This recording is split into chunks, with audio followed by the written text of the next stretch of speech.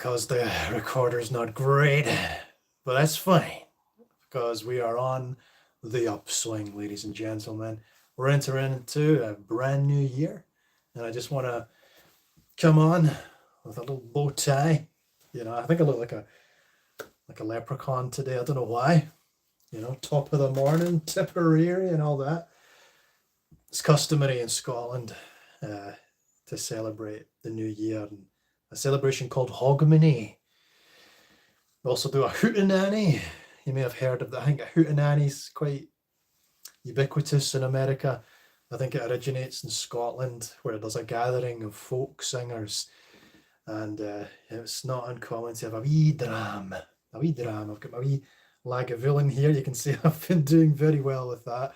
That was over the course of a year. I didn't just down a bottle of Lagavulin tonight. That would be crazy. I would not be able to speak at all. You think you can't understand me now? Oh boy. Representing also Ireland, we have a little Jameson. Again, the bottle is almost empty, guys, over the course of a year. And then at the end of the year, have my last little dram. I'm asking for help. I'm only joking. That's not what this says. Guys, if you're watching from America, you may never have seen the likes of this. Okay, do you know what this is?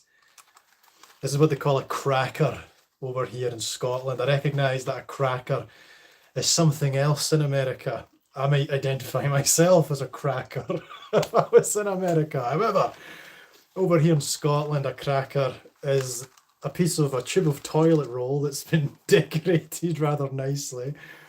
And then you've got two little handles, and you would lean over the table and offer you this handle here, right? You would grab that, I would grab this.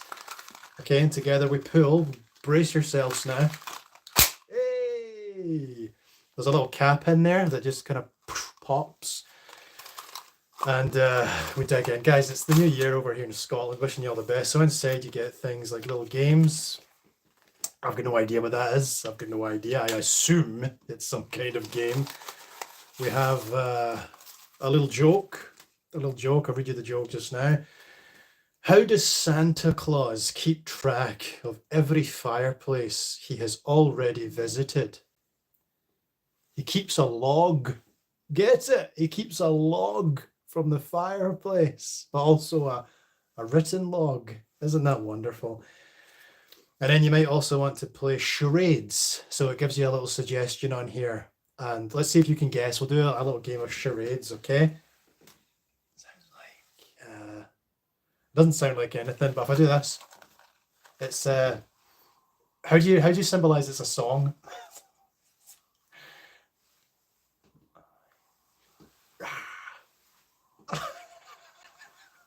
Eye of the Tiger, guys. Eye of the Tiger. This is a crazy stream. This is a crazy stream, guys. There you go. There's your little joke there. And of course, no cracker is complete without its crown.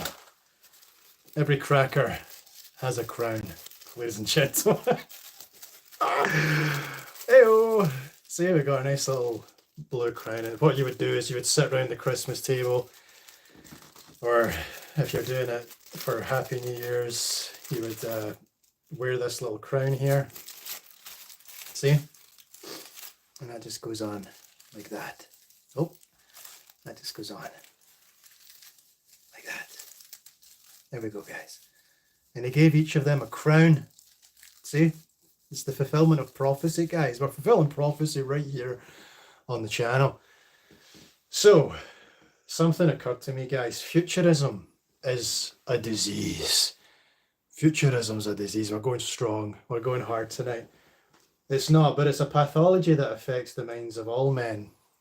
And where futurism is most pathological, it bears a lot in common with totalizing ideology, with Soviet-level bureaucracy.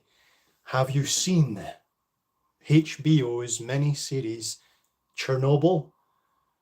Have you seen the pathological avoidance coping stress strategy that's used, where the fourth reactor of the Chernobyl nuclear power plant is, boom, destroyed? Why? because to cool it down, they inserted the rods, but it wasn't boron that went in quick. First, it was graphite, which caused an additional spike in the power output, blew it up. And obviously that happened around the year I was born in 1987. And so that polluted a lot of the world with radioactive fallout. Even in the Highlands of Scotland, there's still, pretty strong readings for whatever it was that went into CB. I don't know what it was. Lots of different chemicals there. Happy New Year. Happy New Year, Red Devil Studio. Seeing it in over here in Scotland. I know there's still a few of us over there over the pond, but me and Red Devil, we're just out here having a wee dram. Get a wee nose full of this, ladies and gentlemen. Get a wee nose full of that. You know what that is? Lagavulin. It's a very peaty whiskey. And you can tell I don't drink for the joy of it. I drink for the culture, right? It's a cultural thing to enjoy a wee dram. And this is very peaty. You would compare this to no, it's not a Clydesdale. That's a type of horse. You wouldn't compare it to a Clydesdale.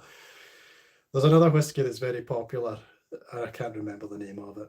But these are your peaty ones on the other side of the rainbow, and they're just very fiery. They're very fiery. I like that. It's got a little something to it. Don't recommend it if you're staying sober this time of year. It's not worth it. It's not worth it. I don't drink personally. I'm just doing it just now because that's how I choose to celebrate in the Hogmanay fashion. Continue the fight against futurism. The church will be liberated. It absolutely will be. I am 1000% convinced that it will be. And I'll tell you why. Because, guys, people are sick to the back teeth of the false promises of futurism. Hope deferred makes the heart sick. And there's a lot of people out there in this world who are sickened, who are crestfallen, who are looking for hope, looking for direction. And that's what we're going to provide, guys. As full preterists, we're going to provide that. Now, there's a lot of things that full preterism doesn't answer. Some people have profound questions about metaphysical realities, angels and demons. I don't think futurism or preterism necessarily give us the full insight into the unseen world. Not all the questions. I think as full preterists, we can come outside of that particular field of eschatology and operate more as spiritually victorious sons and daughters of God to answer other questions. This is a niche, full preterism, but it does give us some implications that we can work with. And I think it gives us a much better world. And I think futurism, which I've put in the title, is much more attuned to Phariseeism. I think it's a spiritual child of Phariseeism, okay? When the the Herodian temple was destroyed, when Jewish authority was smashed and the church stratified and went into the Greek world, where Greek philosophy got its tendrils into it and turned it into something a little different, a little less dynamic, a little less Hebraic, a little more rationalistic, a little more Neoplatonic. It became something a bit different, okay? And this ideology and authority and bureaucracy puts futurism, it got the Pharisees. It got its own Pharisees. Okay, and I wanted to tell you guys about something new that I learned today. Some of you may have heard of this before. I certainly had never heard of this before. I thought it was a joke. I can't take it seriously, but somehow it has been taken seriously. It's called, let me get this right. believe it or not, it's called a cake-related fat-phobic incident, also known as a CRFI. This is a real thing. It's spoken about with seriousness, and it's linked to sexism and racism. Now, stay with me, okay? Stay with me. Let's figure this out. So, it comes from the idea that if you're at a party and someone offers a piece of cake and you take that cake, then someone else may say, oh, that's far too much. I'll just have half. Then that right there is apparently akin to racism. That's like adorning a KKK hood and trying to attack someone of another race. I'm not joking. That is the seriousness, dead seriousness with which the, what's it called again? The cake-related fat-phobic incident theory is discussed. What the hell is going on?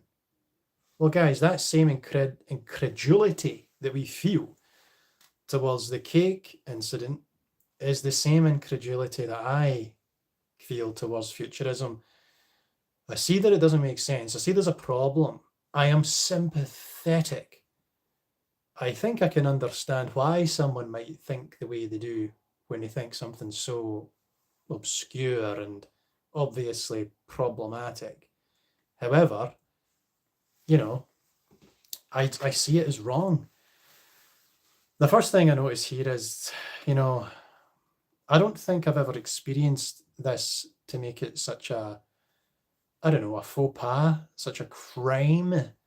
The idea that someone has offered cake and then someone else says that's far too much, I'll have half of that. I've never seen it done mendaciously. I've never seen it done malevolently. And in our culture in Scotland, and definitely in American culture, where this comes from, guys, come on. What I know is there's, and even in European cultures, and even in Mexico, they say, eat more, right? There's a Irish comedy show called Father Ted. And in it, there's a woman who goes, go on, have another. Won't you have a cup of tea, Father? When you go, just another. Go on, go on. Well, that's the idea. Uno más, flaco. Okay, have, eat more. Don't be skinny. Have another. That's very much the culture that I experience. To me, this is what I think is happening. And it's the same thing that caught the mind of St. Augustine. St. Augustine was brilliant in some ways, but St. Augustine was a tyrant and an authoritarian. St. Augustine was one of the first early church intellectuals to advocate for capital punishment, or at least punishment for aberrant beliefs, for apparent heresy. He was one of the first to say we should hurt these people who we disagree with.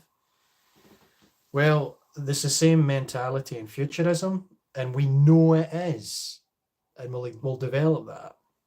And I'm not saying everyone who adheres to futurism, by the way. I'm just saying there's a strong sentiment there, and we will develop this idea. So, to me, this is where personal gripes are turned into totalizing ideology for one reason alone: to seize power. Cesium, that's what Chernobyl put out into the atmosphere. But there's another type of cesium: bondage, spiritual strongholds. And that's what futurism's got. That's the cesium. That's the nuclear fallout that comes from futurism. Okay? So, I understand that struggling with weight can be tough and people can be mean about it. But if you're undone by someone asking for a smaller piece of cake, then isn't that your own conscience that convicts you? Isn't that disquiet and emotional damage self-inflicted? And isn't that conducive to lifestyle changes, positive ones. But if you sense that it's a direct dig from a bitchy co-worker, then by all means call them out on it.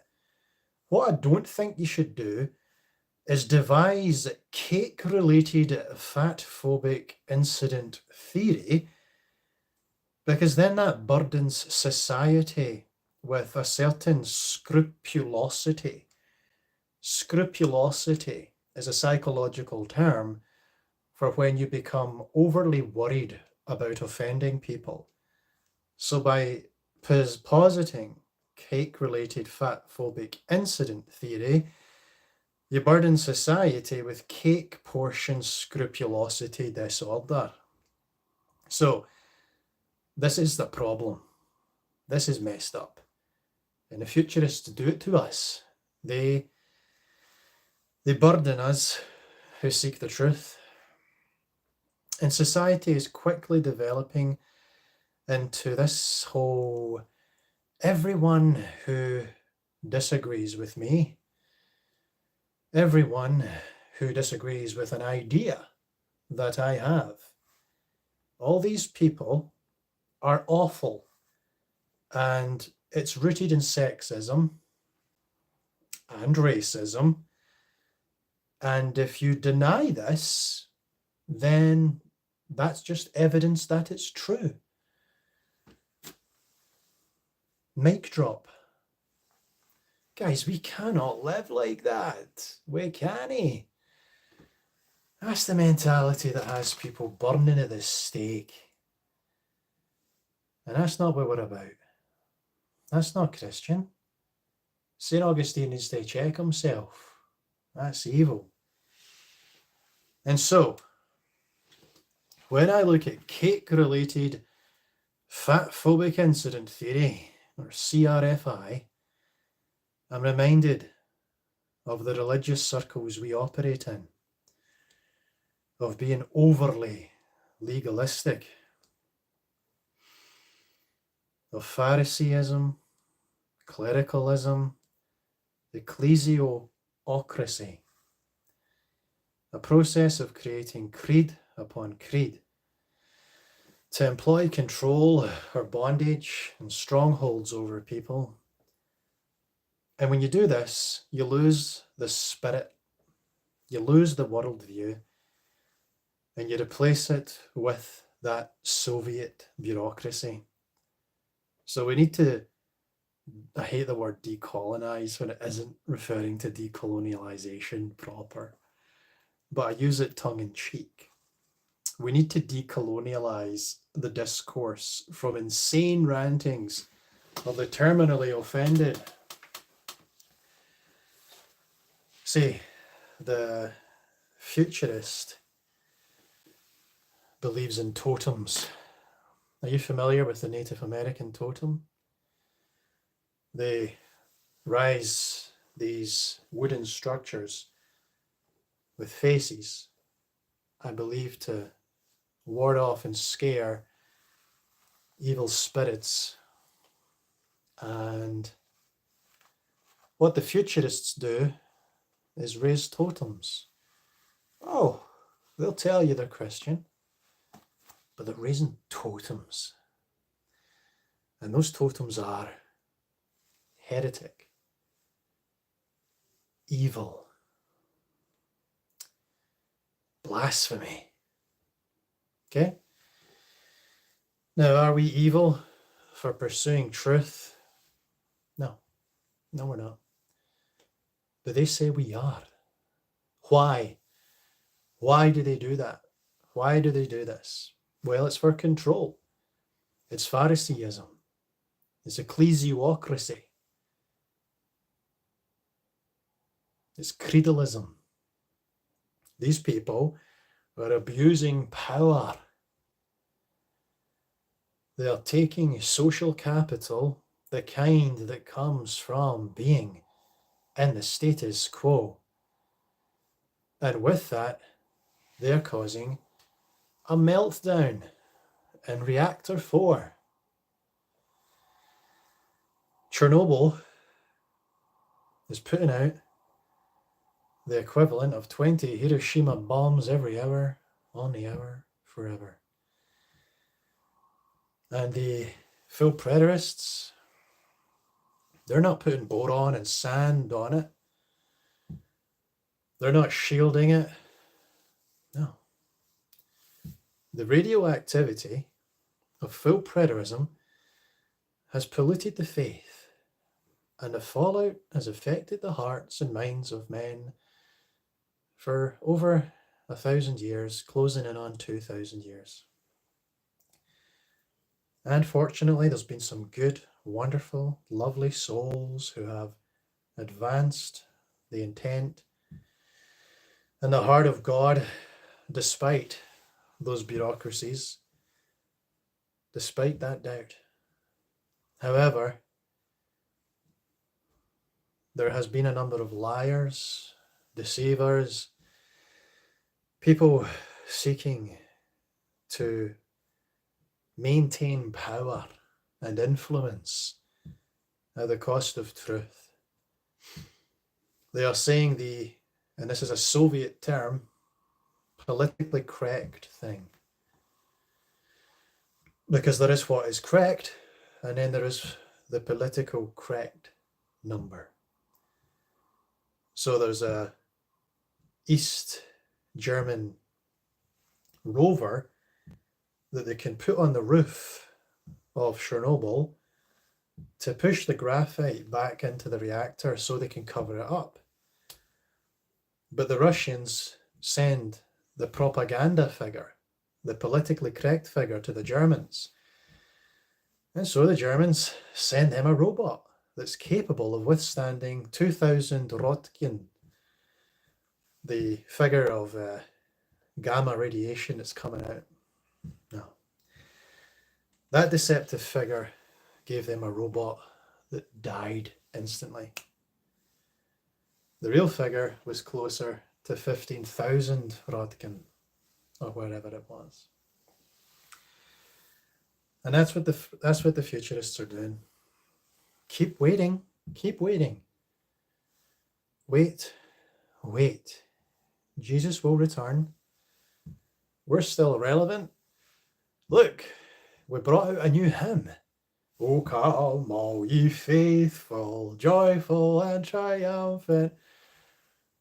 Meanwhile, the congregation gets smaller and smaller and smaller and less relevant in society until my 800-year-old church, maybe it should never have been built in the first place, but my 800-year-old church at the end of my street is closed forever.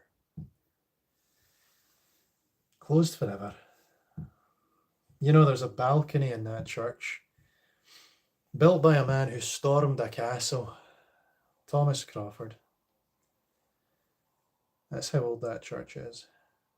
But the radioactive fallout of deferred hope, it's done a number, guys. It's done a number.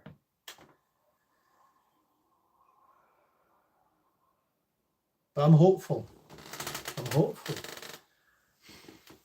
And I'm happy. I'm happy about how this has worked out. Because now we are on this ripe, fertile, tilled ground where people are looking now. People are waking up. People have held on for a very long time. But now the time has come to seek answers. And who has them? You. You have them. There are some standing here who shall not taste death till the Son of Man comes in his kingdom. What does that mean? You know. You will not finish going through the cities of Israel before the Son of Man comes.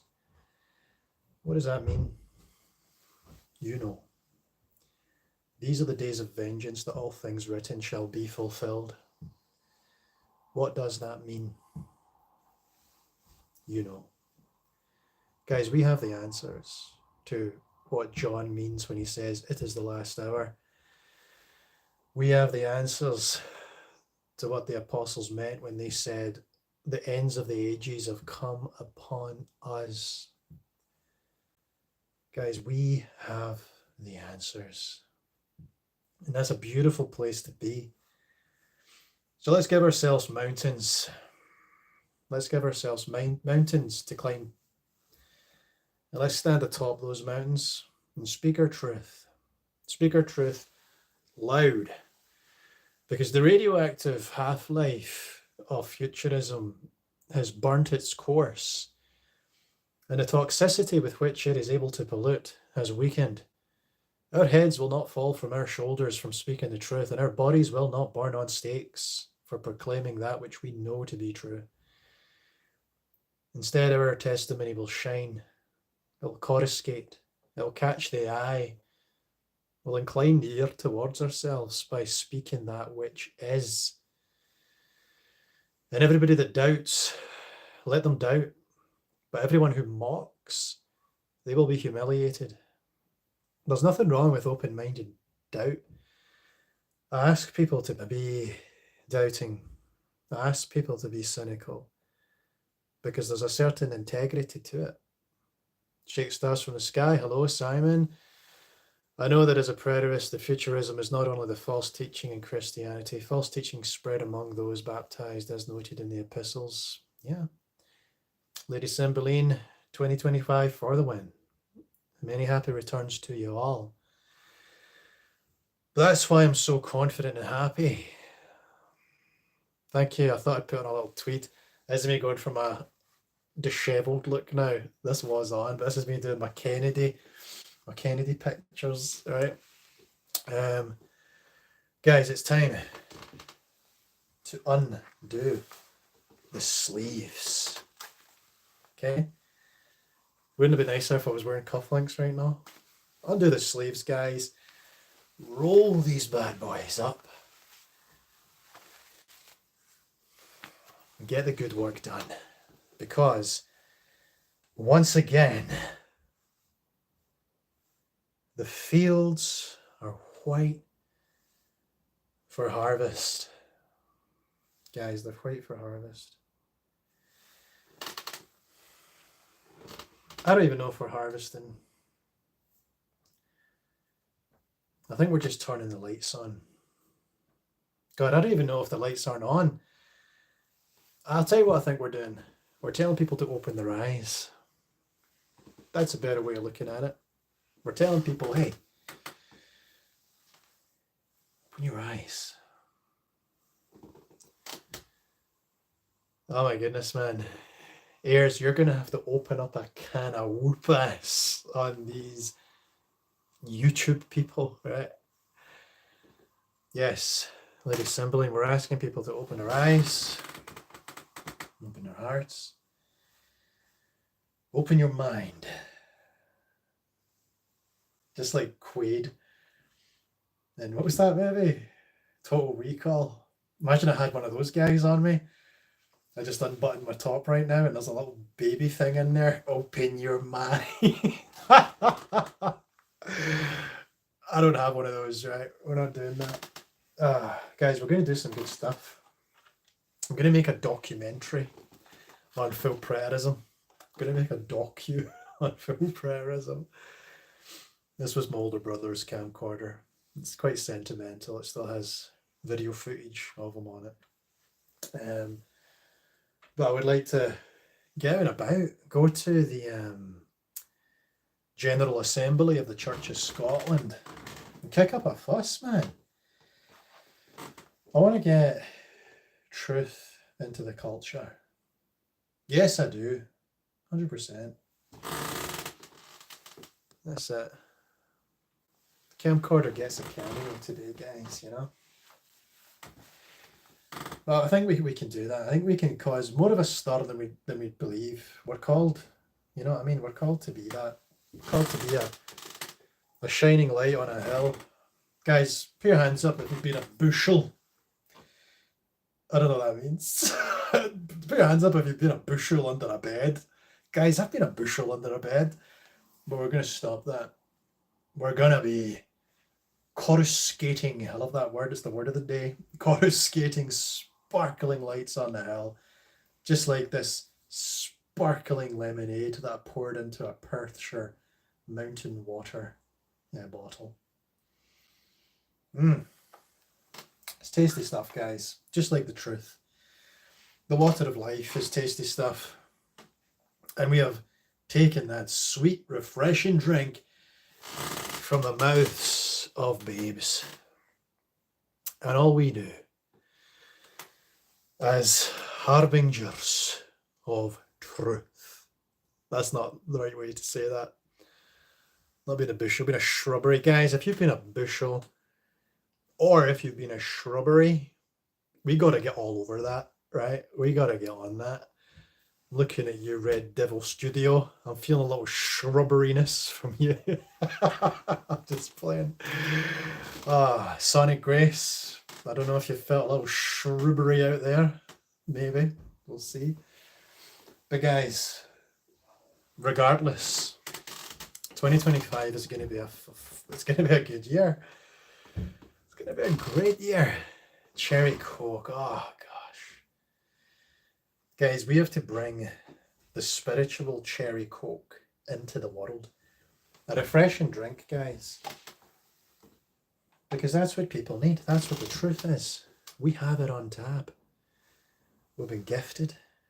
And I've been distilling with a Scottish tweed on, with my little bottles of distilled whiskey. I know how to distill truth, right? It's been in the family for years. The different ways of distillation. So the book is, I think this book is pretty much ready to go. Over the last couple of weeks, there's been a little more back and forth, which has helped me fine tune some of the writing and some of the ideas. And I'm going to hear back from Matthew Wimmer on the 3rd of January. And then we'll get going, guys. And again, my most sincere and sober thank you to everyone who has helped with those efforts, guys. It's been absolutely incredible. Very, very, very moving. And this book is becoming a real living thing about them in the world. And I hope someone critiques it. I hope someone gives me a reason to unleash myself, like the crashing of 1,000 waves.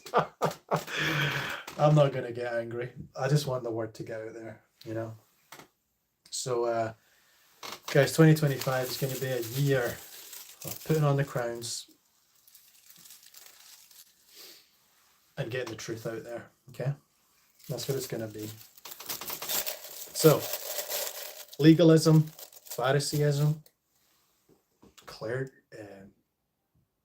creedalism. We have no use of them. The purity tests, guys, the purity tests don't measure us. We're not comparing ourselves to man. We're not measuring our heights on the doorframe of humanity. Our stature isn't in our bodies. Our stature is in our souls. And that stature is only as good as the truth, and only as good as we reflect the character of Christ. And that's what we're asked to do. And the question is, are we willing to do it? A little 1-1, a little 11 there, Jackie. Yep, just to retract that because I didn't understand it either. Okay, go right here. Brother, you have no idea. I'll be in contact. 2025 is going to be an explosion of understanding. Thank you, Ayers. I love that enthusiasm. Guys, I really appreciate enthusiasm on this channel. I mean, more enthusiastic you are, the more enthusiastic I am. Okay? Contact me, hunt me down, find my home address, show up in my living room when I don't expect you. I'm only joking, don't do that. But if you did, I wouldn't even mind, because you guys are so cool. I'm only joking, guys. Don't dox yourselves. Don't dox yourself. I probably do dox myself. I say a lot about where I live and stuff. A little leaven's the whole lump. So that's a better way of saying it. A little 11, that'll be the code word now. That's right, we met in Largs, guys. If you're ever on the west coast of Scotland, drop me a line, you know.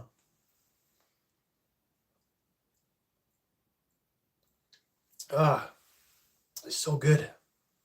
The truth. The water of life. What is the water of life? The river of life. What is it? The essence of God? Is it the truth? It's what God is. Truth and love. These are the things we will bask in this new year. 2025, guys. The trumpets have sounded, the trumpets of our hearts. And we are being called to step out, you know? And I'm really looking forward to it. So I am, with anticipation, giddy anticipation. I know that there's a lot of kind people out there with a lot of kind invitations to channels. Thank you, guys. I'll jump on. I feel like I have to, because we're getting to this time of year now where everything slows down, right? People are kind of getting their New Year's resolutions in mind, and I want to maintain that momentum, right? I want to maintain it. So that's what we'll be doing. That's nice. I'm developing an advanced course on victorious eschatology that is going to be online. Dude, that's so cool. Ayers, that is a genuinely entrepreneurial advancement on the preterist front. Victorious eschatology. I love it. I like the way that sounds. So yeah, dude, keep in touch. Let's do things like that. And forgive me, by the way, ladies and gentlemen, if I seem to be dismissive at times. I try and answer every message. I try and respond to people in a timely fashion. If I haven't seen your comment, it's usually because YouTube hides it from me. I never delete comments, and I always try and respond to people, right? The only reason you won't get a response from me is just because I've missed it. It's not come up for me on my kind of notifications.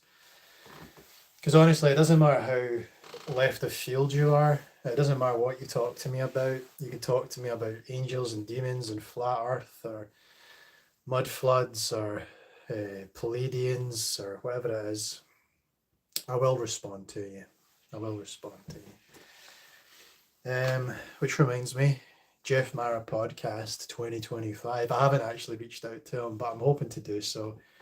I think we can have fun. I think I'm really most in my element when I'm speaking to someone else. I like the rapport with other people. I think speaking to other people is a lot of fun. You know, that's why I like the live streams, but doing interviews and stuff is just so cool. I thoroughly enjoy it. So we'll get more of them in the agenda. I've yet to watch Shadestone's new video, something to do with being in Christ. I think he's doing a critique on the term, and that'll be exciting to watch. So I recommend that to everyone. I'm going to go and give that a little chat. And Jackie there, I don't know if you want me to throw attention at you, but let me know, Jackie, because I'm very happy that you're lending your voice to the cause. So, on yourselves, everybody, on yourself. Get it done, guys, you know what I mean? Lang me your lumreek. Lang me your lumreek. That's what we say here. What does that mean? It means, long may your chimney produce smoke. Lang may your lung reek. That doesn't even make sense to me. That's one of the wee things we say. It's one of the wee things we say. You're here in Scotland.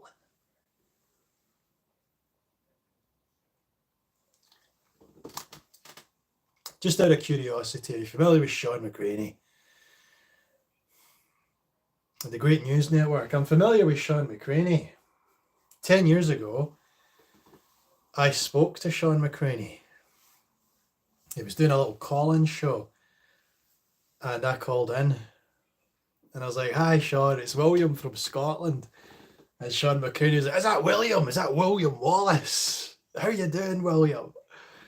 And I was like, "Hi, Sean. I just want to say," because Sean McCraney had Don Preston on to talk about full preterism, and I said, "By the way, Sean, great job hosting Don Preston." and he was quite happy about that. So, oh my goodness, guys, should we just do it? Should we go international? I think we should. I think I'm gonna fly out to Salt Lake City, and then I'm gonna hit California, where no one will listen to me. Come back on Texas, where people will listen to me. And then I'll just live in Florida, right? I'll just live in Florida. Florida's great. Isn't Florida good? I don't know if you guys hate Florida or love it. I just think Florida's so nice. It's warm, good people. There's iguanas everywhere, and I like lizards, so that's it. Oh yeah, New Jersey. Let's hit New Jersey. New Jersey. I want to get an Italian slice. Yeah, I don't want to forget the Big Apple. I want to go to Manhattan. I want to be sleepless in Seattle. That's the other side. That's the other side of the country. I want to be Seattle as well, guys. God, it's going to be so much fun, guys. So that's what we're going to do. We're going to do a big tour. It's going to be called Willie T's Preterist Tour. And I'm going to take my camcorder here. And I'm going to go out like Louis Theroux and do a documentary on the return of Christ. That'll be what it's about. That'll be my big work. And I'll go to Ardmore, Oklahoma, and I'll sit down with Don Preston in his car shop, and me and Don will just be working on a Ford Mustang. You're just exchanging words while we fix the carburetor and get on there and rejig the fourth fruncle. I'm not a car guy. I don't know if they have four frunkles, but we'll do the carburetor for sure. Get the carburetor sorted out, and the transmission, and the axle, and the timing belt. We'll get all that sorted, guys. Speaking of timing belts, that'll be a nice little one for me and Dawn. Yeah, we'll pass a timing belt to each other. Go, oh, timing belt. Guys, we're celebrating. We're celebrating. Guys, let me introduce you to Two Wood Squared. You want to get this off Google. It's called Two Wood Squared. There you go. Just smells amazing, guys. Get on it. Get on it. Buy it for that man in your life, even if that's yourself. Guys, I'm so close to bringing the Desert Eagle. I'm so close to bringing the Desert Eagle into the shot. I'm not gonna do it though. I'm not gonna do it. We're celebrating. We're celebrating. I think I'm going to save up for a new desktop. I was talking about laptops, but I'm going to go desktop because bang for your buck, a desktop computer is just a much better option. Over here in the United Kingdom, we have PC World / Curry's, and they sell you pretty good gaming spec ones, which have got great processors and all the rest of it, and it's just better for streaming. And I want to get like a condenser mic, and you get conditioners that you plug into. I forget the exact name of them, but you plug your microphones into them. So I've got this Yeti Blue. It's a great starter mic, but I've never been able to utilize it properly. So I wouldn't mind using this for the likes of pre-recorded streams, but I'd prefer to get myself a wee condenser mic for a live streaming. I want to go pro, guys. I want to be professional, because it's better for you as an audience too. You know what I mean? Like, we're hanging out right now, we're having fun, we have some rapport.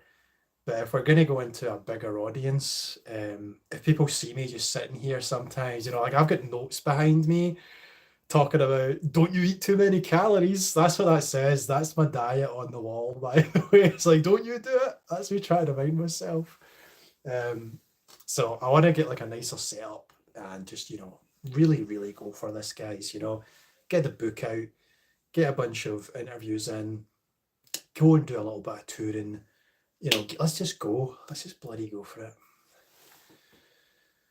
Here says, brother, we're hosting a Fulfilled Eschatology conference in May in Salt Lake. No way. Sean, no way. Sean is hosting, and I'm a keynote speaker. We would love to have you.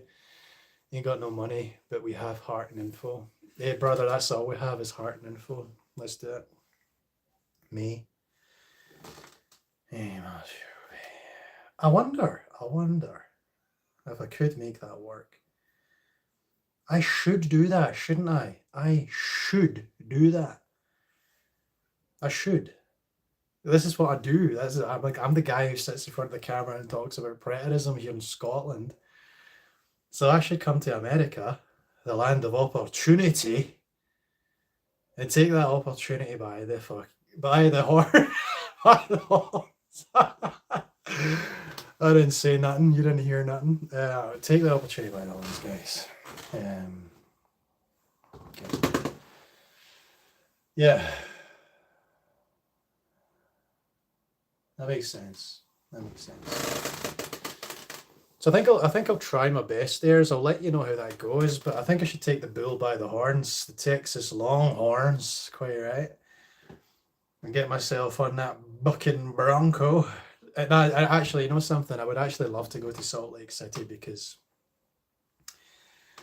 I've made a lot of friends in the Mormon church because they keep knocking the doors here in Scotland. Hi, I'm Sister Wilkinson, and I'm Sister Matthews, and we're here to talk to you about the Church of Latter-day Saints. Just if you have the time. And I'm like, yeah, I've got the time. All right, okay. And then massive network. Those guys they suck you in, you know. And you come down with me to Mexico and land at our nursing home. Where in Mexico? Guadalupe. Where's that place? Where's Salamanca?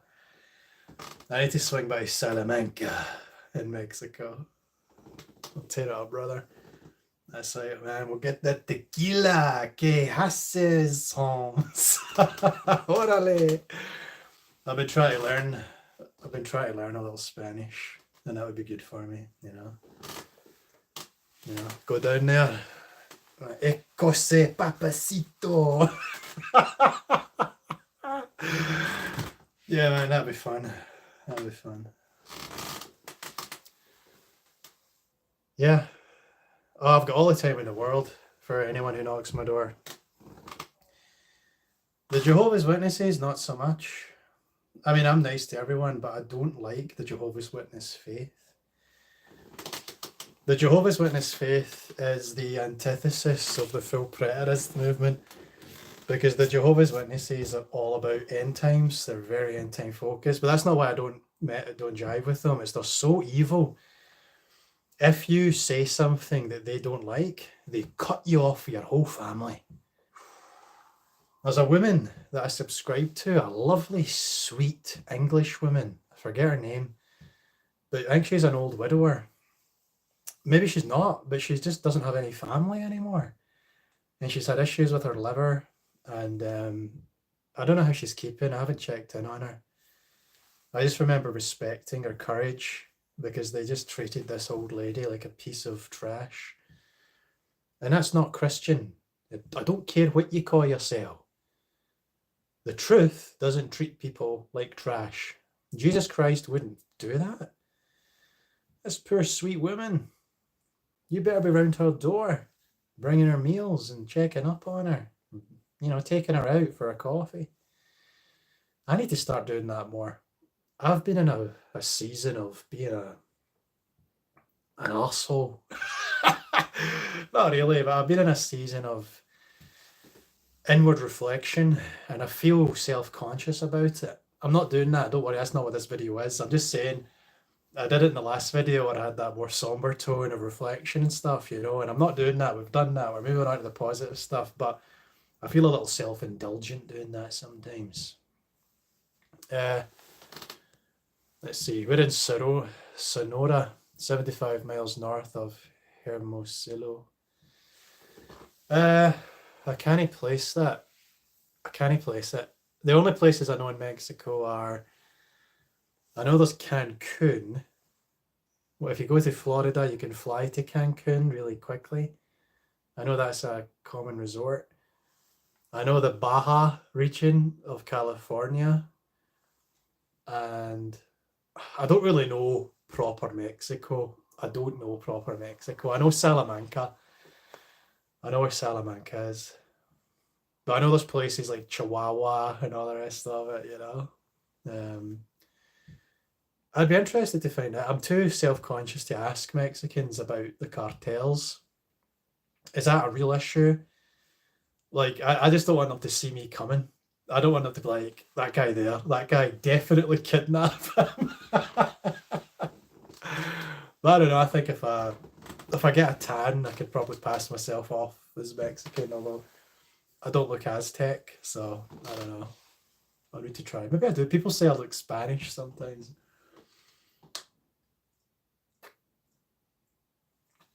Mexico is incredibly diverse. 200 miles south of Tucson, Arizona. Okay. That's not too far away, aye. I can see that. I can just Google map it, I suppose. I mean, my laptop's right here. But yeah, I feel like the Mexicans are very spiritual people and very, I don't know, maybe they're more willing to listen to these things, or maybe they're too Catholic or something, I don't know. Sonora, Mexico. Tucson. Yeah, Tucson, Arizona. Oh yeah, there we are, Sonora. Oh, Sorona's gorgeous. Oh, you've got those big cacti. I love a cactus, man. I want to get myself a nice hat, a nice Stetson, get myself, a nice. In fact, I could just wear this, couldn't I? And some jeans and some crocodile shoes, and that's me. I don't, maybe I'm looking maybe I look like a mark if I dress like that. Ah, Hermosillo, there it is. Ah, that's so nice. Yeah, guys, so let's do it. We're going to go to Mexico. We're going to go to America. Hey, we've got to do Canada as well. That'd be quite cool. Jump up there and see Brother Kel, see what he's up to. Baviacora, Sonora. That's really cool, man. Yeah, I've got a lot of time for that. That sounds like a good time. Yeah, I need to get traveling, guys. So we're going to get the message out there. The message is going worldwide. So we've got Salt Lake City. We've got Hermosillo. We've got basically everywhere in America. Europe, I don't really speak any other languages. With airs, we could probably do Spain, right? And you could do all the talking in Spain. I don't know, maybe the Germans, they speak, Mount Shasta. The one thing I love about Native Americans is the way they name things. Itchituckney Springs, Chattanooga, and you got Shasta. These guys come up with the best names. So yeah, we're got it going on, guys. It's going to be great. It's going to be fantastic. This is the optimism. This is the optimism, full preterist optimism podcast tonight. Okay, that's what we're doing. If anybody watches wrestling, when I go tonight, you'll know that's a Triple H impersonation. But no, I'm really up for that, man. Viva Larasa, I shouldn't say that. I never realized that Viva Larasa means long live the race.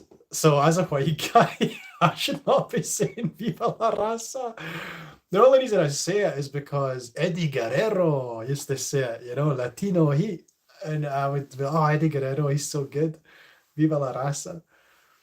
Didn't realize I was sounding like the Grand Wizard of the KKK. Oh yeah, Shawn Michaels, gotta love him. Although he did screw over Bret the Hitman Hart.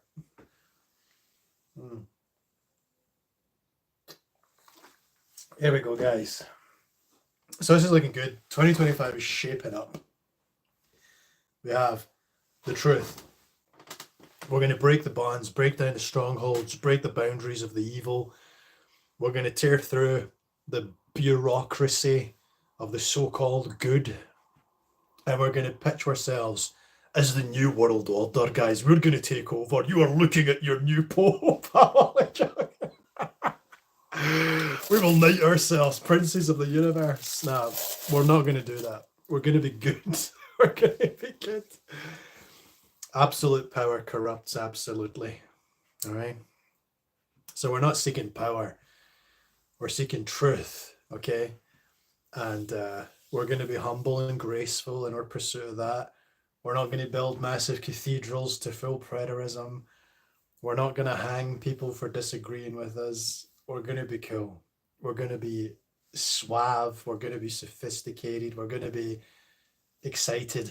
and enthusiastic. I think like my character and disposition like really is more like Sean McCraney. Like that's who I am. I try and act quite somber and sober. Well, all things to all people, you know what I mean? Like I want to come across as a professional, but in my heart of hearts, I'm quite giddy and excitable, and I like to be enthusiastic, you know. So I have that in common with McCraney.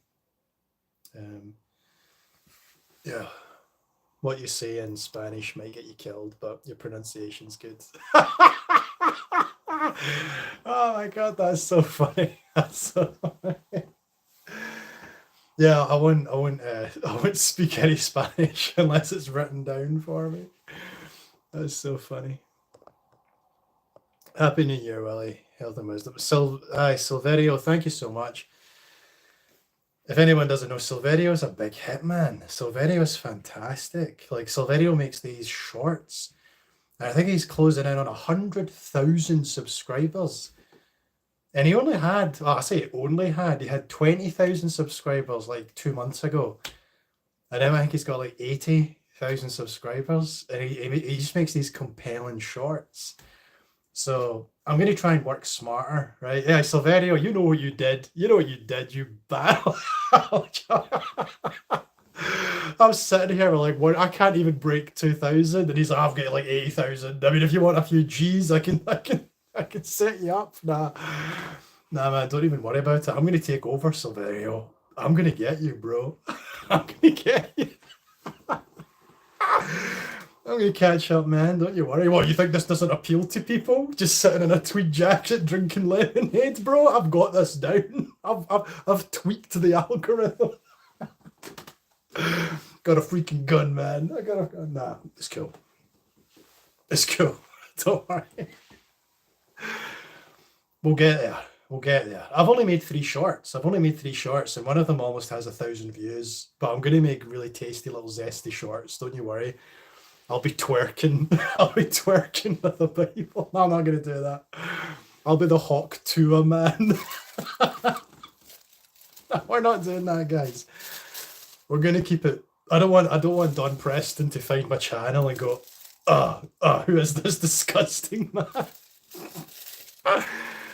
We're not doing that. We're gonna be good. We're gonna be good. Right. Sophisticated. That's my whole shtick. I'm gonna be the Andrew Tate of Preterism. I'll just get my cigars and stuff, you know. Oh no, it's all good, man. I'm very proud of you, man. That is such an amazing accomplishment. In fact, I'm gonna look you up right now so I can be extremely jealous. No, I don't get jealous. I'm just gonna look you up right now. You can tell in my face that my expression would change when I look you up right now. Okay, Silverio. There we go. Okay, let's find you. There he is. No, wait, that's not you. That's like a singer-songwriter. You know what? I'll find you this way. Silverio Bible. Let's put Silverio Bible. That'll get you. Yeah, there you are. There's the man himself. Let's see what Silverio's doing, guys. I recommend you subscribe. Lots of fun with this guy. He knows what he's doing. Let's find him here. My computer, my laptop is so annoyingly slow. There we go. I'm just going to click this button. Look at my face. It's not going to change. 82,000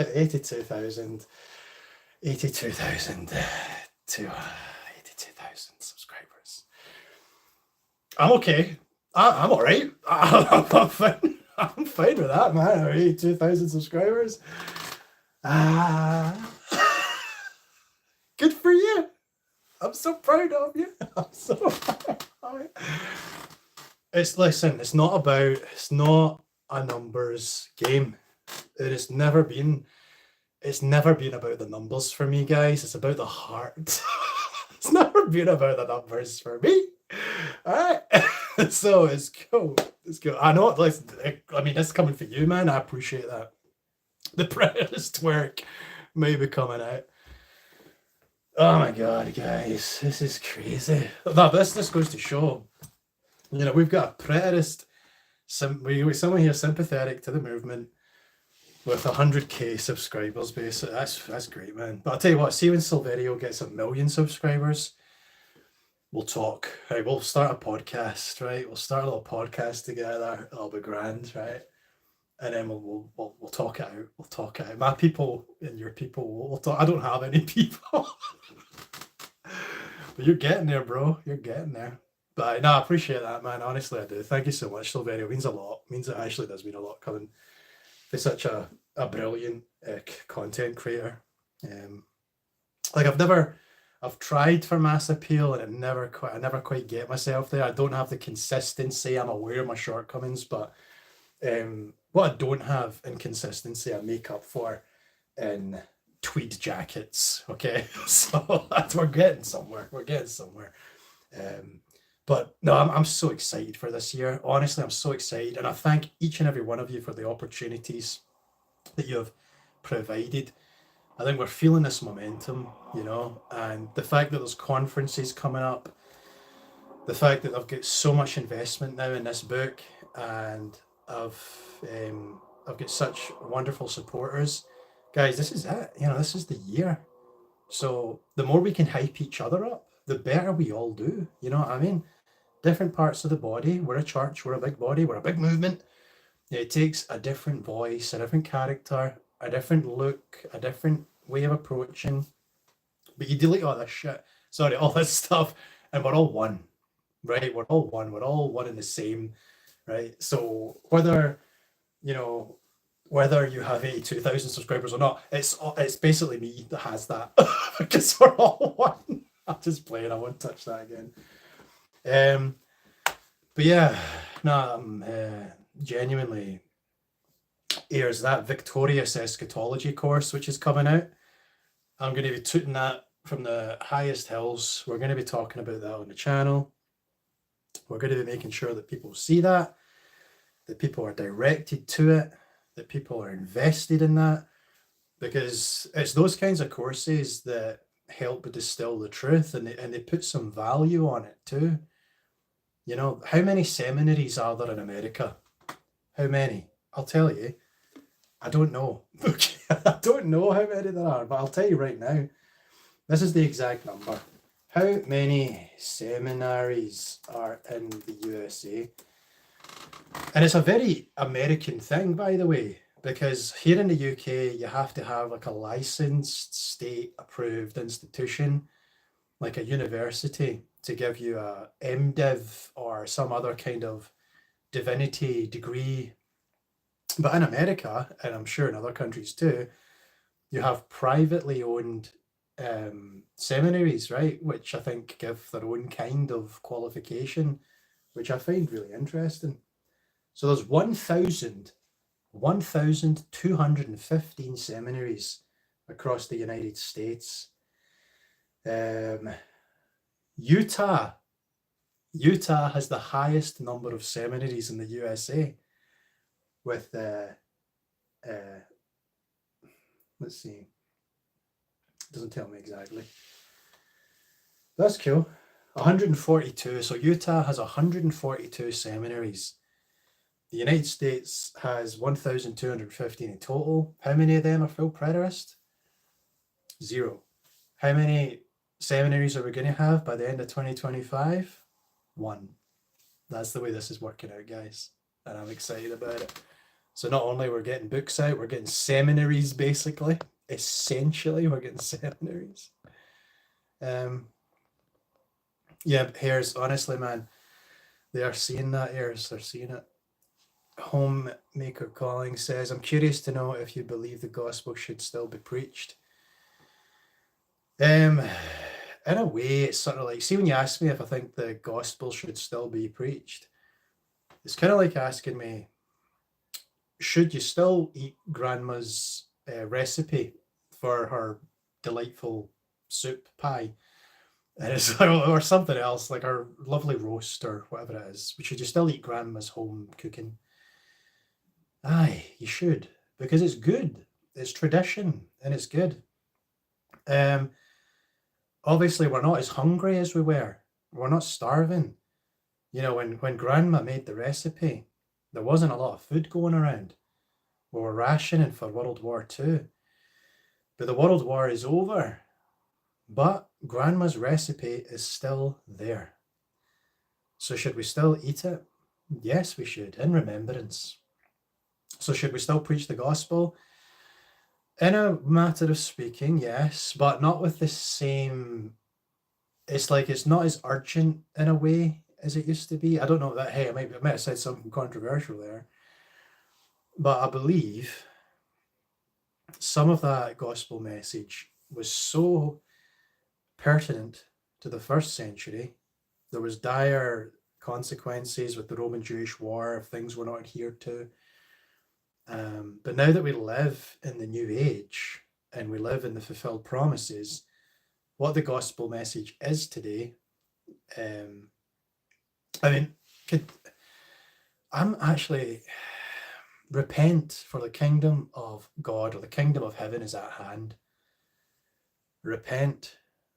So in the gospel message, you have a message of what? Repentance and the imminency of the kingdom. Let's see what else we can break it down to. Let's see. Yeah, so I'm writing it down just now. I'm trying to get a good a sound bite of what the gospel is, and then we can rejigger it to make it appeal to us. Okay.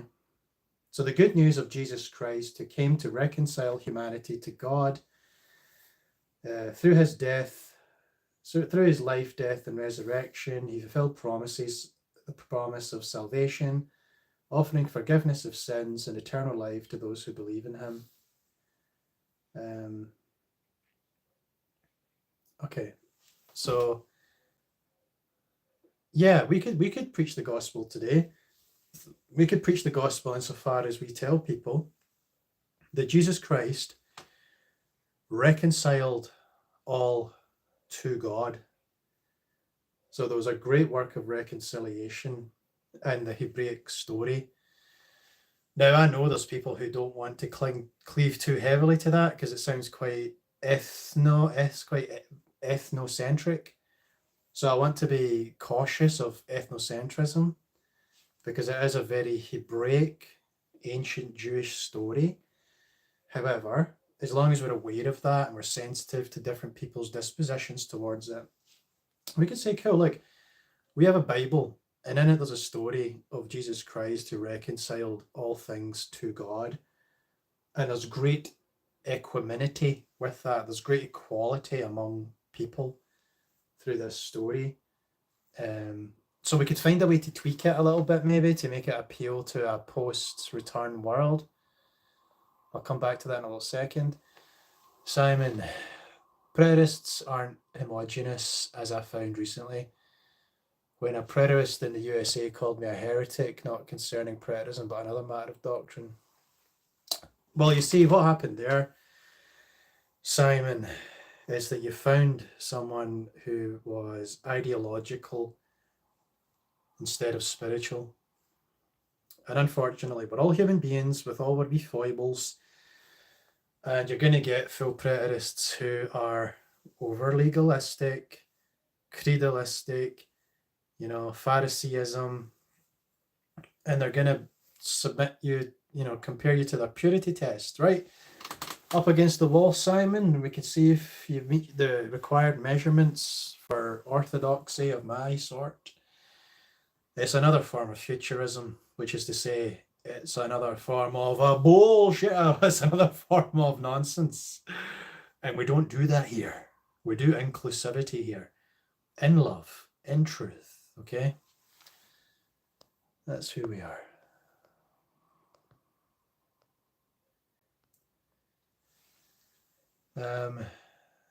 Geocentric seasonist. That's a cool term. Geocentric seasonist. In the Phil Preter's view, what do the 12 fruits and healing leaves symbolize? It's a really good question, that. The 12. The tree, it's Revelation 22.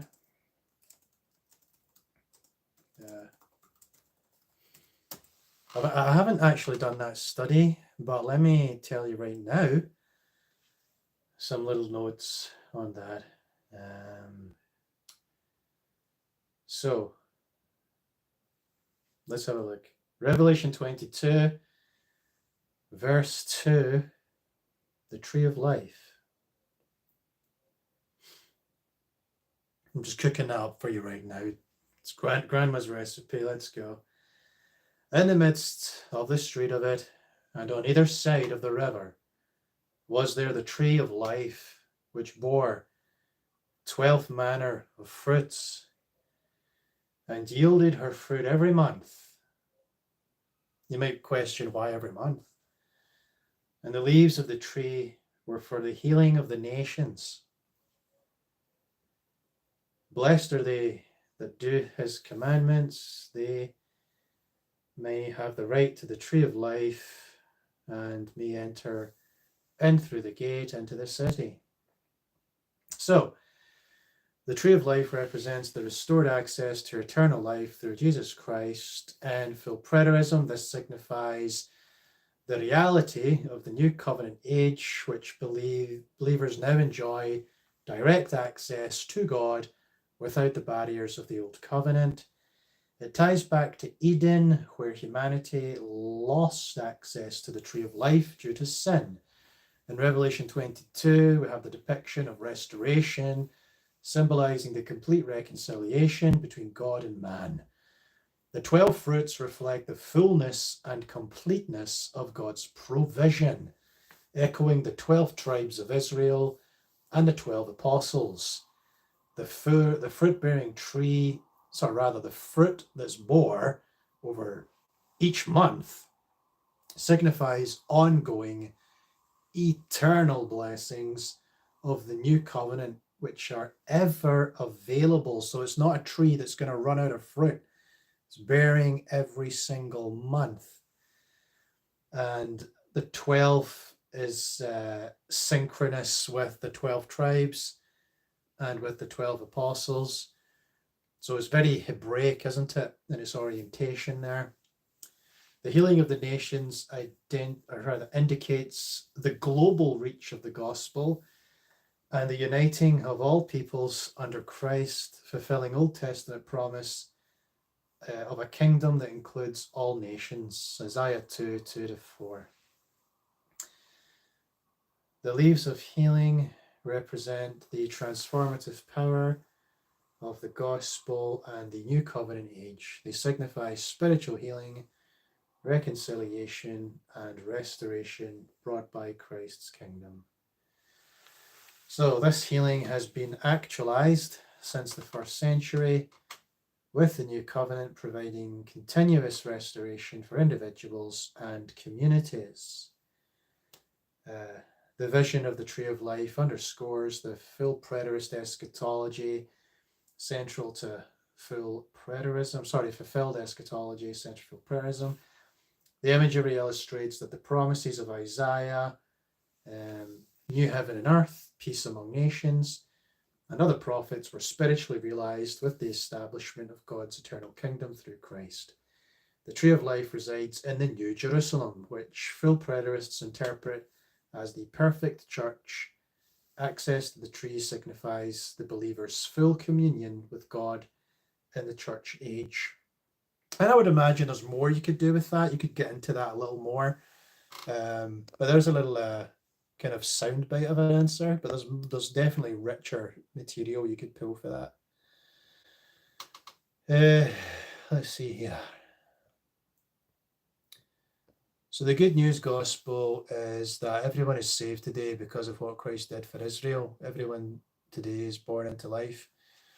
I would say yes to that. And you could develop it, yes, and personally, the way I look at it is the work is accomplished, but realizing what was accomplished is still important to faith and understanding of our current state and positions. Yeah, so there's this expliticizing work that we can do by sharing the gospel. We can make it explicit that which has been attained spiritually. And it's probably good that we do, because human beings are quite dumb. We're quite instinctive creatures, and we need to be mindful of good things. Like if you jump onto Facebook, I see people shouting for death and destruction and bloodlust at the least little infraction. Forgiveness and love have gone cold in the hearts of many, although there is still a yearning for justice.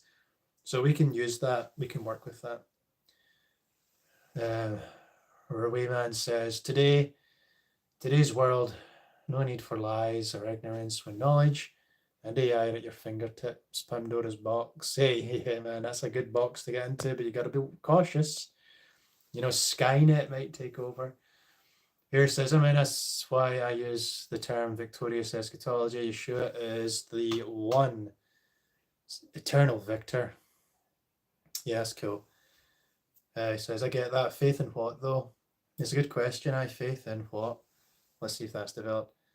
Thank you, brother. Someone once called me a flat earth preterist. I changed my title. Flat earth preterist. I changed my title. It's an interesting one, Is that... I've not talked to Shadestone about that. I wonder if some of his audience have that. It's one thing I've never looked at is flat earth. True earther for life. Here. Also, Willie, if we are in the new covenant, how come people don't know it? If God is putting his law in their hearts, meaning Israel's, how does that work for us? Yeah. So again, that would be the work of expliticizing the spiritual reality. Like, horrible things can happen in this world, but we know that God loves us. And we live in this new covenant age, but it's very subtle, isn't it? Because you might not notice. You look out into the world and you think, well, the edges are still as rough as they were 2,000 years ago. The grit and the angst is just as palpable as it was 3,000 years ago. What is so different now other than the advancement of technology? And my response to that, which completely answers the question fully, I'm only joking, I don't know. I think that's the work, though, is we make explicit through our... So what everyone here has done is went on a journey of truth. That is an incredible work. Now, there's people like us who are not like us. There are people who are doing great works, like the people in Ayer's home down there in Sorono in Mexico. There's people who work there who might not be full preterists, who are doing the Lord's work. They're loving people, they're going the extra mile, they're helping people in need, and they might not have the intellectual understanding of full preterism, but they're doing the good work. So what we need to do is meet those people in the middle, and it's okay, we don't need to get into a war. We don't have to make them say the things that we believe, but we can meet them and see if there's some kind of beautiful synthesis that can happen, right?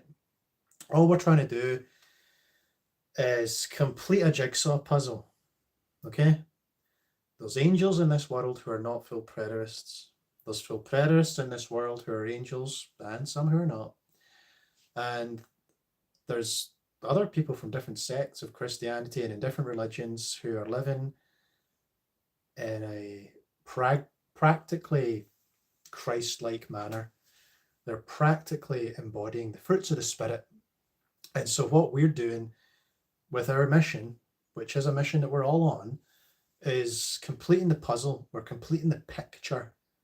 We're trying to highly resolve the final focus. I mean, Derek Jester would say, we're trying to end Christianity. What is, hold on. We're trying to show that it's being complete.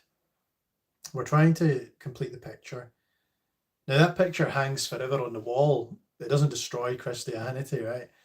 But we're trying to show that the end came. And think of the release of anxiety, the release of the stress, the release of waiting and losing hope and despair and all that. We complete a picture, and psychologically, that unlocks something in the hearts and minds of people, because they're under a strong delusion of a sort. telling them otherwise. This is the legalism of the Pharisees and the futurist sect. So we are in the information war, okay? There's a war on for your mind, as Alex Jones would say. And that's what we're doing. So there's something about that. It's very subtle. Maybe we don't understand it completely, but it's a pretty cool thing. It's a pretty cool thing to be involved in. If anyone wants to develop that further, or if that's helped you a little bit, let me know. Peter says, I always wondered why the nations would need healing in terms of perfection. Yeah, what's going on there with the nations for in terms of their healing? Because I can imagine a nation that's not really all that. I mean, obviously, if we're talking about like the Roman world and the Roman Empire, then all conflict would ripple out through. But there's got to be some people that are just not that affected or impacted, and so that perfectionism that heals them, I suppose, is the gospel message that kind of touches them a little bit when they come to terms with the idea of. But then maybe they didn't. Maybe they didn't get all this wordy information, right? So if they don't hear it, if they don't appreciate it, if they're not, then it's not like there's somebody in Greece who's suddenly, I'm a full preterist, and now I can heal the nation.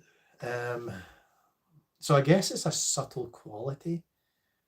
It just is this idea of, right, history has reached this point, and now the march forward for the next 2,000 years will be influenced by Christ's teachings imperfectly, but in such a way that the nations should undergo a evolution or a change, and in a direction that's more in accordance with the qualities of the kingdom of heaven: justice, fairness, kindness, virtue, these types of virtues. And I guess we're still not there. I mean, I think it's very personal as well. Great questions, guys. Thank you for tying my tongue up. No, but that's why we're here. We're trying to work it out together, because these are not easy questions. Simon, I say Jesus accomplished the new covenant as Romans, the gospel of salvation for those in Christ, and the gospel of John, believing the word of God, those in Christ for eternal life. I like the way that sounds, my man. 12 tribes, 12 apostles, God gives 12, but the fruit is for believers. The leaves are the test sample we give to others. We show the nations the greatness of God by blessing them by our love. Leaves. Oh yeah, because that idea of being grafted into a tree, and that kind of arboreal imagery, the bearing of a fruit, the bearing of a leaf. And what do leaves do? Leaves receive the light and give energy to the tree to produce more fruit. And so if the tree's there for the healing of the nations, then you can imagine planting trees, which are churches or groups of Christians who then show, take their energy from God, their inspiration, the light, and then use that to bear fruit in the nations in which they find themselves. So yeah, this is what we're doing. We're talking it out. We're getting ideas that make sense. That seems to cohere to the imagery and the words. That's a great idea, Ears. That was really helpful, man. Thank you. Sean says, if God is loving, why is there so much suffering? Sean, that is a classic problem of evil question. And my answer to you is that to incarnate into this world is to experience suffering. That's it. Because the alternative is bliss. It's not a bug. Suffering in this world is not a bug. Okay? How do you finish that term? It's not a bug, it's a feature. Yeah. So the suffering is a built-in feature. The idea, because it comes back to what are you comparing that to exactly? You're comparing it to your imagination. You're trying to imagine a better world where fire doesn't burn hot, and that when you fall from a height, the earth cushions your fall, but unfortunately the real world is specifically for the experience of limitation and futility. And that is what it means to be a human being. That's what God does. He permits souls to experience the human life. You take away the heat of fire, you take away gravity and the way the ground receives you, then you remove humanity. We're not humans anymore. We don't live on planet Earth and we're not humans anymore. So the conditions of this world, which are awful at times, those are the very same conditions in which a human being can exist. And so part of that suck is just what it is. And the problem of evil, the problem of suffering is, I don't know, it comes from our desire for something better. There's something in our hearts and our minds that thinks, wait, we could do this better. Or there's a better way. Or there's a nicer way for things to be done. And there is, and there will be. Hey, Sean, I believe there will be. I don't think we've reached the end of time. I think the human will continue to grow and nurture qualities and amazing abilities to the point that we can truly manifest a heavenly-like experience on this planet. I always believe that human beings are made to die biologically, but we will understand completely that death is not the end. And I believe we'll get to a point where a loved one will decide upon themselves, hey, it's my time to go. And they won't fret, there won't be any anxiety about it. People will just come round and celebrate the life as that loved one gives up their soul and continues the mission that we all continue on. Who knows the metaphysics behind it all, but I believe the suffering is an intricate part of human experience. And, when we despair about that, I think it's because we've lost our orientation of hope and the big picture. Like we always see as this dark, pitiless, indifferent world. And that's a crushing weight to bear. Hope you're not bearing that. Hope you're not bearing that. But sorry guys, I lost the stream for a second there. But we're back. I just pressed the wrong button.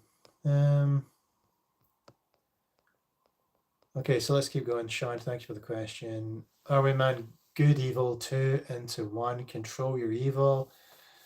Your test has begun. Angel in morning, devil at night. Your choice. You're being tested. Are we man? You're like a sage or a prophet. I feel like I should walk into a tent with you and you're just there in a robe. Good, evil, 2 into 1. Control your evil. Your test has begun. Angel in morning, devil at night. Your choice. You're being tested. Do you think we're all being tested? Are we, man? Do you think that's what this world does to us? It tests us and it gives us opportunities and obstacles and it challenges us. Do you think that some of us are challenged more than others? Do you think that angels and demons war and tug of war with us? I do worry. Not worry. I do wonder. Like Job, right? Are we still being sifted? Or what? I'm not quite sure in the metaphysical realities, but it's quite wonderful. Sorry to throw up so much commentary. He's got no, please throw up the commentary, dude. That's what this is all about. Love it. On YouTube, a preacher in California 5 years ago told me if Christ were not still to return, he could not be a Christian. Then he blocked me. Well, Simon, there you go. And think about how conditional that is. Like, I understand where that guy's coming from. And he's right to do it. I mean, I will say that. He is right to do that, right? Jesus said he would return soon. You got a guy in, the year 2020. He's like, dude, I'm giving Jesus 5 more years. And if he's not returned, that's it. And see, to be honest with you, that guy that blocked you, God loves him. God loves him, and he doesn't need to know everything intellectually right. He might go and live a good spiritual life that just has a different accent, you know. You might not speak with a Christian accent anymore, but he'll still do good works. And he might actually find that by leaving Christianity, he finds Jesus. So don't take it personally. You know, that's what I say to everything. Don't take anything personally. We're all one. We're all united in God. God loves every single one of us. And we're almost role playing in a way. We didn't decide the traits we would inherit from mum and dad.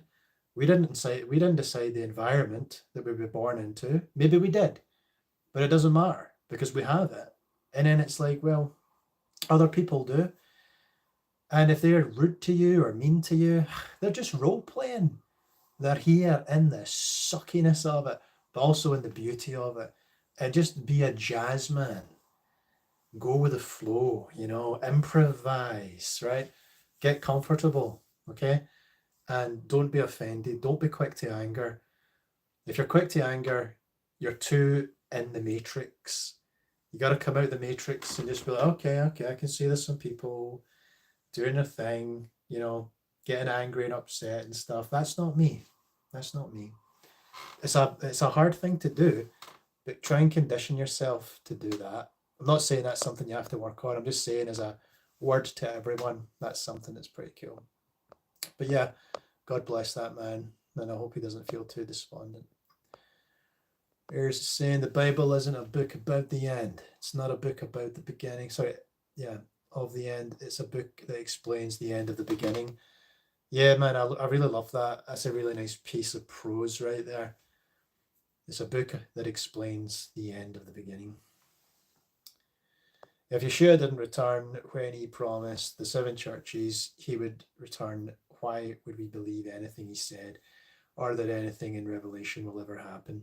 100%, 100%. This is the book of things which must shortly take place.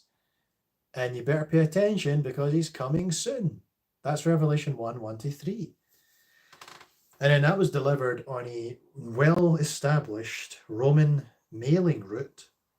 And that book was designed to be spoken to an audience. It wasn't something you just handed out. It wasn't like a pamphlet. You would read it. And that's why it had invocations within the book of Revelation. He who hears, let him who hears, because it's being read to audiences across this mailing route. So all these churches are hearing it on this route, and they know the time's near, and they're listening to it, okay?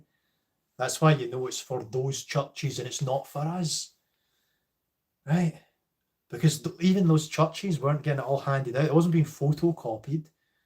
It'd be like a parchment, and someone would read it to the church, and then I'm sure they would make copies of it, right? That's why we have it. But that was the original dissemination method.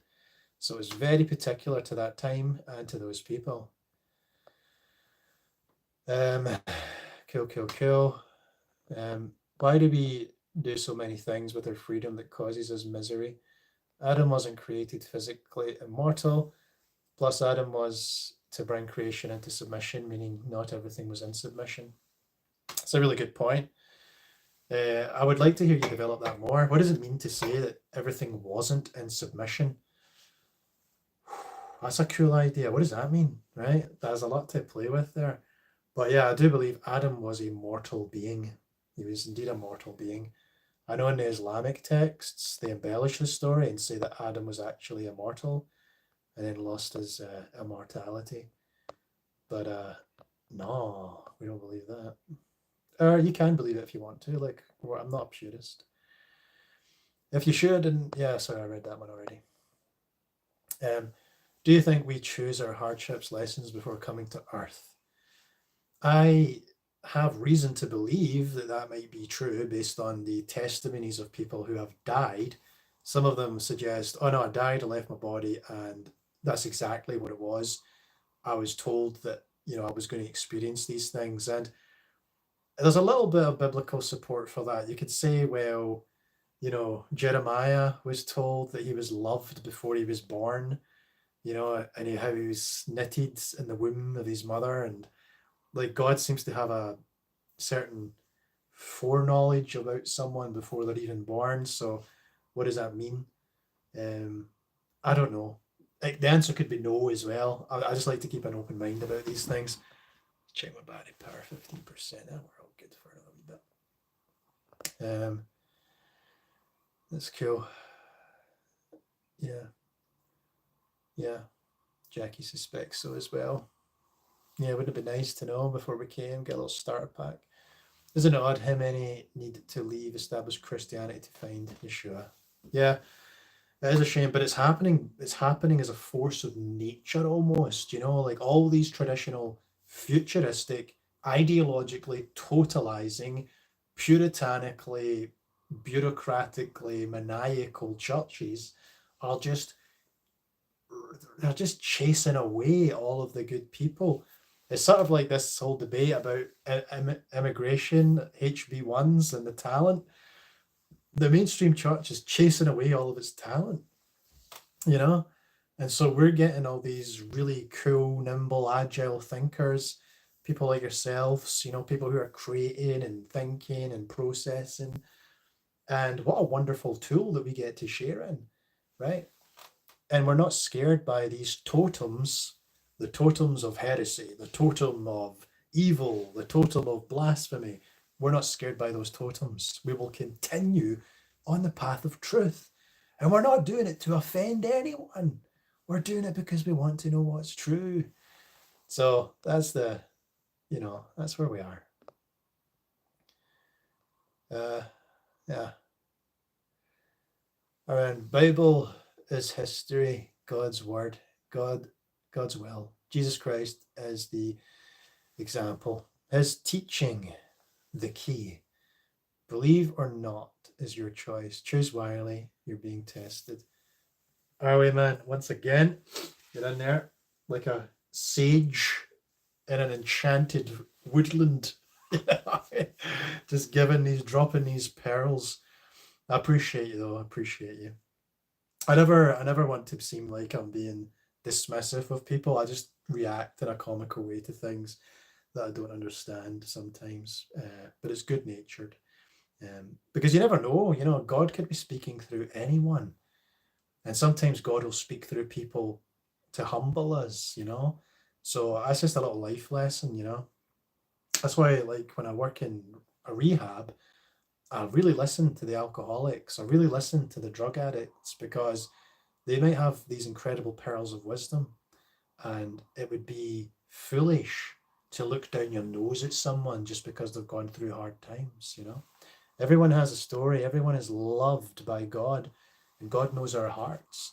I used to work in care with people who had incredibly profound problems, Prader-Willis syndrome, which is an insatiable appetite. You will eat cigarettes, you will eat out of bins, and it affects your cognition. You don't develop in the womb properly and everything else. And this person was insane. Like, this person would go into a field and batter a lamb and then eat the lamb if he could, right? But in my heart, I loved him. In my heart, I thought, I bet you this person's a beautiful angel. But they've come into this world and they're not quite perfect in terms of human perfection, right? They're not the Ubermensch, okay? Do you know that Adolf Hitler killed so many people who were disabled and had cognitive defects, and homosexuals and Slavs, and Hitler was insane, right? And I don't think God's like that. I think God loves all of these people. So in my heart of hearts, I have love towards everyone who I think is a little bit different, or, everyone who's not from Oxford or Harvard with 10 doctorates and $1 million in the bank. It's like, even people who sleep under bridges can be prophets, And that's often the way. John the Baptist, etc. It's New Year's over the ocean time right now, Atlantic, I mean. Oh yeah, there'll be New Year right there, maybe in Greenland or something like that, which will be an American state soon. Are we gonna hang for another fiver, Willie? Like the old epic. Oh no, I don't have enough battery in my phone for another 5-hour podcast. I've probably got another 5 or 10 minutes left in this one, probably. I elaborate on Adam bringing into submission when YouTube allows 6,000 character. Yeah, man, you can just post a book in the chat section. That'll be fine. But yeah, that's it, guys. I'm looking at my laptop just now, and it's 1/1/2025. It is the 1st of January 2025. So the book will be coming out. I don't know how long it takes for these people to get that done, but I'm going to be hearing back from the editors. It's going to be fantastic. I wonder if they will take my title suggestion or my book cover suggestion. It might be something completely different. They handle all that stuff. Well, at least they handle the cover. So I'll get back and suggest something to them. I like the bold colors of the white, black, and red with the kind of dilapidated church with the red blood moon behind it. But we'll see what they decide. I think whatever they decide, the book will be out there. I'm going to send some people some copies. I'm going to get a copy myself, and it'll be a nice wee moment, you know, and then I'll jump onto a bunch of podcasts, and then hopefully I'll start to feel more buoyant and a lot more confident in myself. And then I would like to fly into New York City in April, and then fly into Utah for May. And then we'll discuss flying into Mexico. I wonder what immigration into Mexico is like, you know. I wonder if I could get some citizenship. Why? I don't know. Why would I want to do that? I don't know. I don't need to do that yet. I've not done anything where I need to run away to Mexico yet. I haven't done that yet. But yeah, I need to spruce up this setup. Talked about the desktop computer, the nice microphone, getting a nice kind of set, just working with the space, working with myself, getting things sorted. I'm so super excited about it.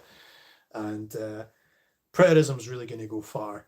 Our enemies, our strongholds, those people who seek to smite us and thwart our efforts, these are not good agents. These are not good actors. These people are bad actors. They have nothing in way of charity. They are not charitable people in terms of intellectual pursuits and academic study. They are bullies, right? They are bullies. They are pretentious. They are mean-spirited, and we are not about that. And they just expose themselves for who they are when they laugh and mock at us. And like, I'm not being too hateful or menacing in my response and my retort to their intolerance. If they say, "Oh, hey, I was wrong," I will forgive them like that. And I'm not unforgiving of them. I don't want to trip myself up by not saying things that I believe to be true because I'm too sympathetic. I need to be quite stern in addressing things that I think are wrong. And I'm not doing it because I hate people. I love people. I've got nothing against these people personally. But what they've said is these things. It is bullying to say the preterists are evil, heretical, and blasphemous. That is bullying. That is using institutional power and social capital to deplete and thwart our efforts. So, yeah, bring it on, futurists. In fact, maybe that will happen. You know, if I do these things, if I go on these podcasts, if I come to these conferences, then I might get that. Who's that guy that was trying to debate? Like a year ago, I called out some guy, some bearded gentleman. I've forgotten his name now. That's how insignificant he is to me these days. But he was like a friend of James White. Is his name Bell? Nah, I'm confusing him with someone else. But there was a guy, like a kind of bearded guy, like he was an addict and drug mover, and he became clean and saved and Calvinist. I think he's a Calvinist. So he's clearly a cool guy. I like the fact he's turned his life around, but he's just wrong, right? And this is our new WrestleMania. You know, we're gonna get into SummerSlam and we're gonna lay the smackdown on these people. So watch out. What do we got here? Don't let the outer layer fool you. People hurt people. matter of mind, mood, moment, money, beware. Yeah, well, that's it. You know what I mean? You got to be mindful of all the elements that go into a situation, into a discourse, and you know, God is a cool player. You know, God doesn't act with anxiety or angst. God acts in love and in truth. And I believe the table's set up beautifully now for us to play a bit of snooker here and sink a few balls. So I think that's what we're going to do. I think we're going to get the truth into the pocket of the people listening. We've got our cues. We've got them chalked up. Okay, we've got all the instruments we need to guide the shot perfectly. And we've been practicing now for a few years, haven't we? To get these balls rolling just the way we want them to roll. So let's put some balls in some pockets. You know what I'm saying? Let's put some balls in some pockets, guys. That's the big 2025 goal. And I think we'll do good with it. I think we'll do good with it. I'm excited for it. And again, there is nothing in heaven or earth that's against us. God is for us because the only thing we're doing now is putting up a sail and catching that wind of truth, right? And the Spirit is like the wind. And if it's got, you know, if that wind blows in our direction and catches our sails and gives us momentum, then so be it. And I know it can be sometimes seen as haughty to be overzealous. And I hope I don't I'm definitely overzealous, but not in a negative, self-righteous way. I'm just extremely happy about everything we've achieved so far and everything that I envision could happen, right? So here, here, here, here. Let me see where we are with the battery power. I've still got 11% battery. I'll just go till the phone runs out. Right, that might give me another 20 minutes, who knows?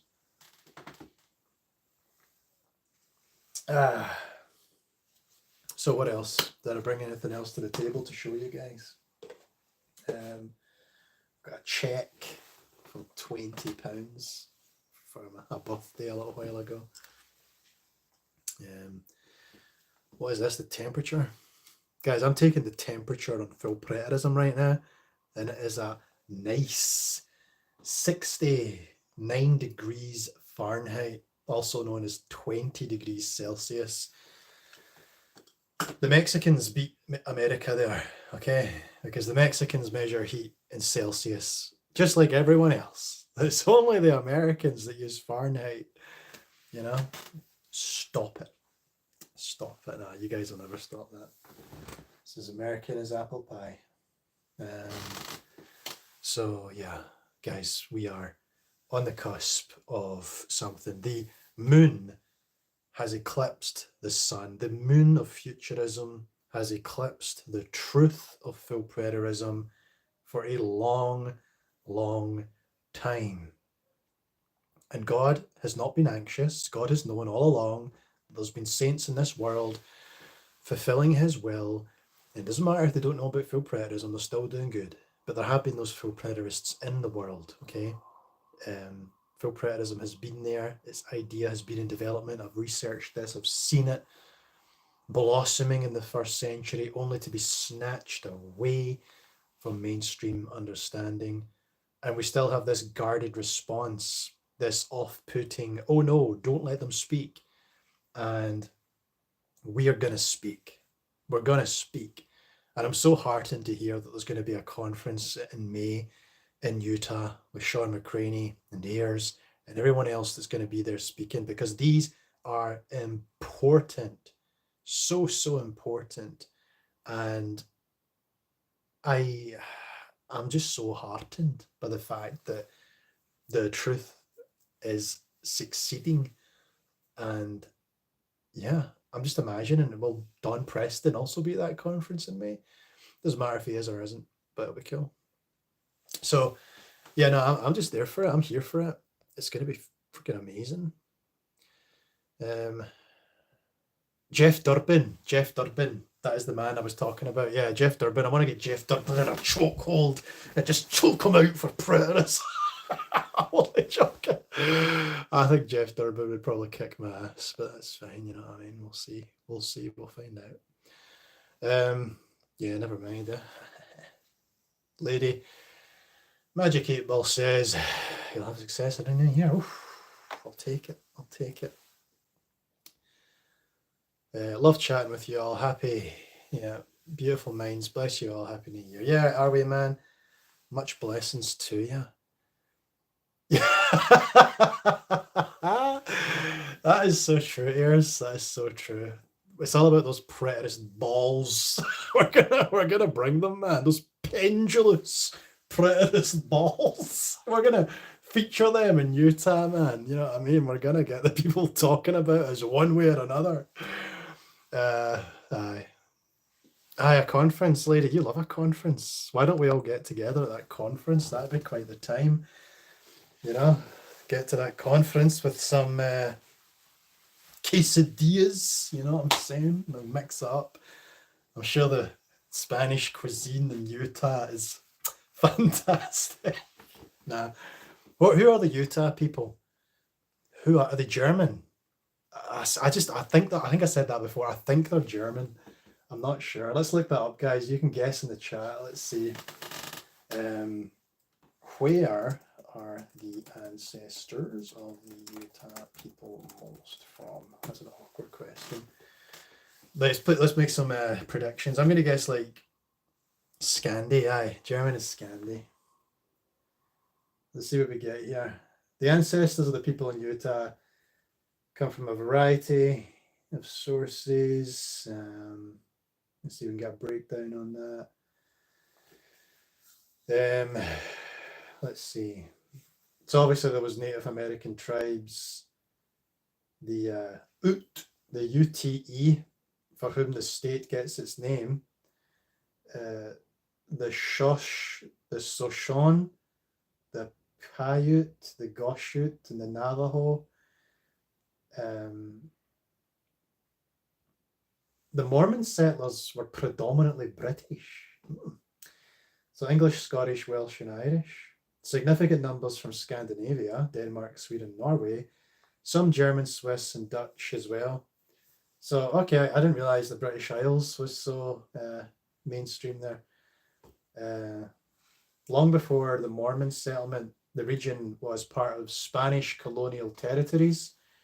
So it used to be Mexico. Didn't realize. Well, I kind of knew a wee bit about that. Many Utah residents have ancestral ties to Hispanic and Mexican populations. So the food there will be quite good. That's good to know. Growing population of Utah is blah, blah, blah, blah, blah. Oh, there's some Pacific Islanders there too. So British and Scandi, indigenous tribes, Hispanic and Mexican, and then some recent pops. Guys, that'll be so cool. That'll be amazing. I'm looking forward to all these things. Pioneering folk, yeah, there you go. We'll stop by Jeff's place on a road trip from Salt Lake to Mexico and tag team. That sounds pretty good. That sounds pretty good. British from New York, cool. They love soda pop and potatoes mostly. Soda pop and potatoes, guys. Let's do it. Let's get some sweetie pops. I'm looking forward to it. Again, I don't know 100% if I'm going to make it, but in my heart of hearts, I really want to be there. And if I made it to Florida twice in 2019, surely I can make it to America twice in 2025. Looking forward to that. So I'll get myself fighting fit for this Jeff Durbin ass whooping, which he's gonna get. We'll just be like, oh, Jeff, can I speak to you? Jeff, I've been a big fan. Skadoosh! Stick the nut in him. Big elbow to the face. I'm only joking. I reckon that Jeff Durbin will carry a gun. So I'm not going to fight Jeff Durbin. That would be insane. Most Americans probably, it depends on the state, doesn't it? New York, you probably don't carry a gun, but you'll be shooting. Gotta watch out for that. They literally have a drive-through soda restaurant there, so bad I want to go. Well, there you go. That'll be quite good. that'll be quite exciting. I would enjoy that. So I think we're getting this, guys. We are getting it. We are understanding the things at play. 8% battery left.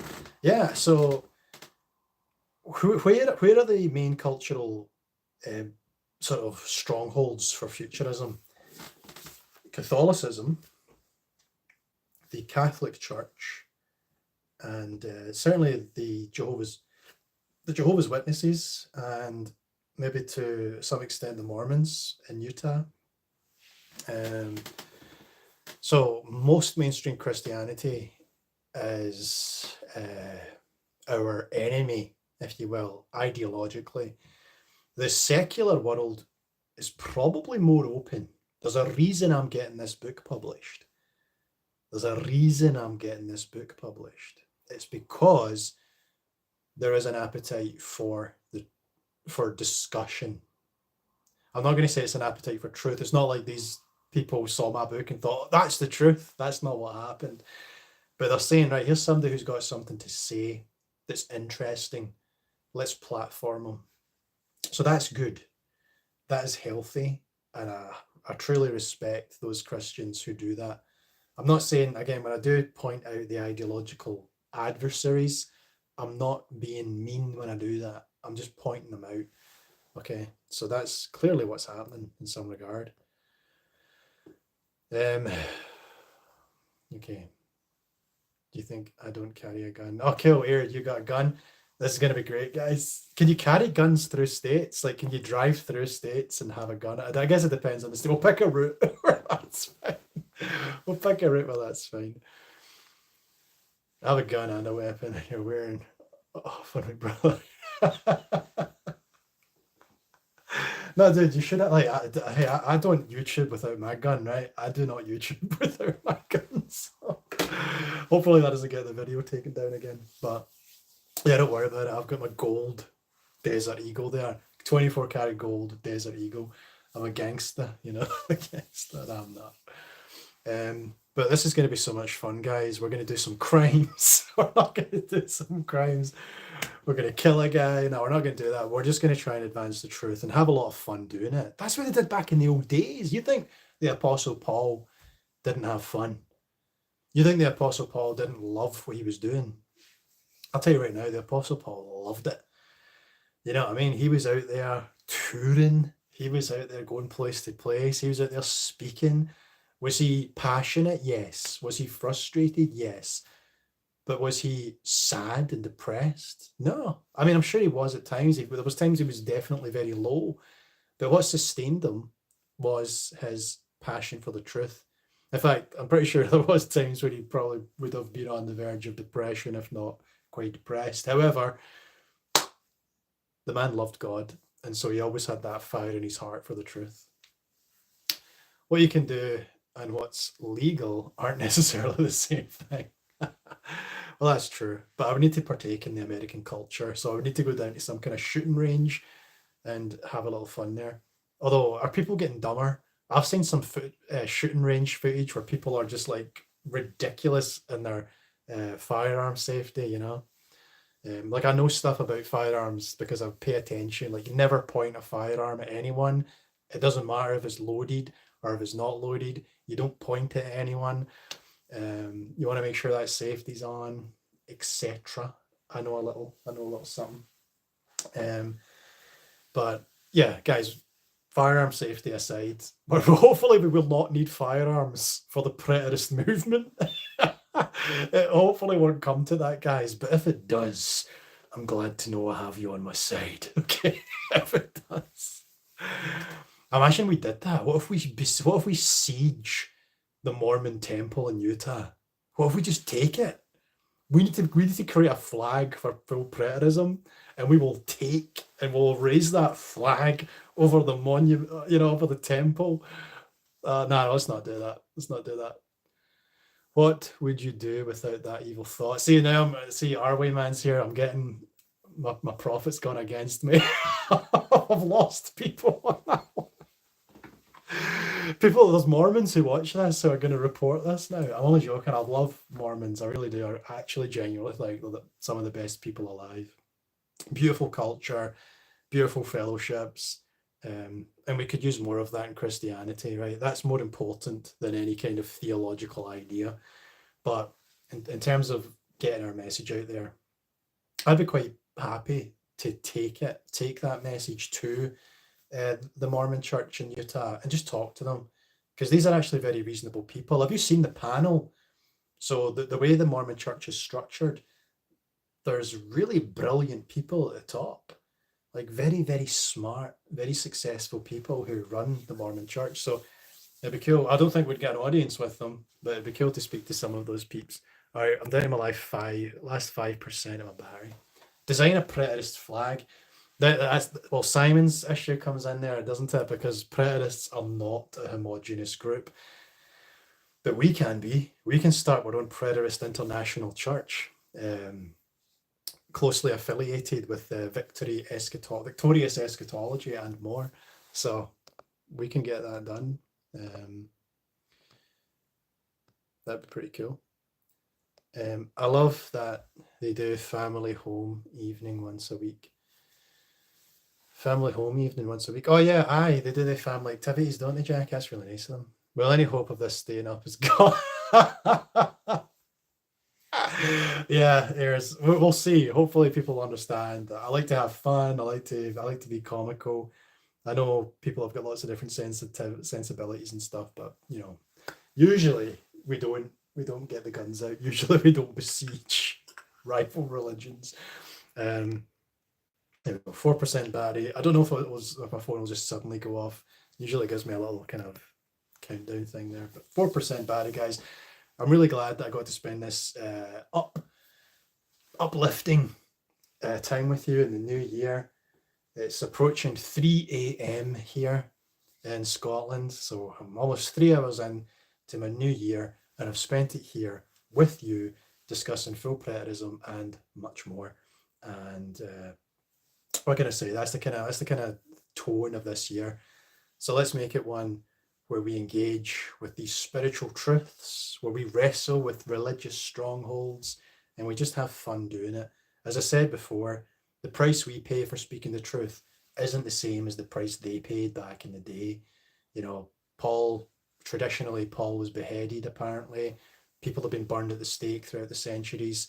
We don't have to face those kinds of persecutions, so we should speak the truth more boldly. What, is somebody going to make a YouTube video about me and say, oh, look, he's talking about taking over the Mormon Church with firearms?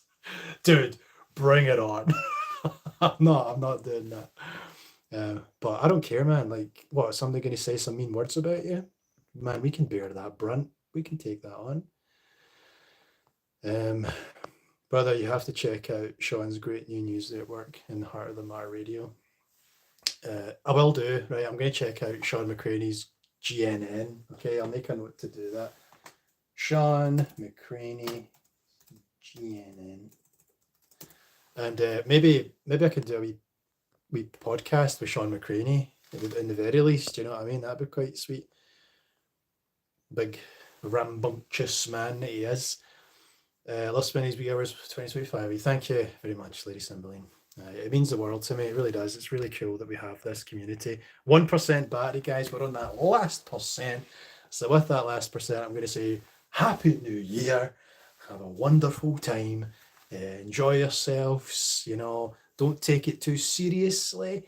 Have yourself some peaceful times this year. Be reflective. Be jazz. Be improvisational. Don't wrestle too much with the limitation. Embrace who you are as a person. Find who you are. What's your mission? What's your purpose in this life? Lead into it. Don't be afraid to make some mistakes. They will come. Don't judge yourself too harshly. Forgive yourself. Forgive others. That's what it's all about.